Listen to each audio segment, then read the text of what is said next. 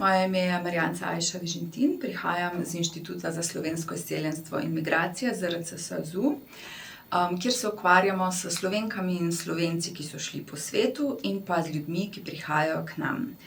Migracije so vedno bile, ljudje so se vedno selili, se selijo in se bodo selili, zato je prav, da smo na te procese pripravljeni tudi v vzgoji in izobraževanju. Vključevanje ni samo jezik, torej jezik je temelj vključevanja, ampak o vključevanju lahko govorimo, kadar to postanejo tudi del vsebin, ki se izvajajo med poukom, torej migracije, selitev, vprašanje identitete, vprašanje spreminjajoče se identitete kulture, naj postane del učnih vsebin pri pouku, pri zgodovini, pri geografiji, pri različnih jezikih. Vsekakor pa je temelj najprej intenzivni začetni tečaj jezika, ki se izvaja v prvi polovici leta, takoj po vpisu, prvi 2 šolski uri, takrat, ko so možgani spočiti, ko se lahko otroci učijo, ko lahko učiteljice in učitelji učijo.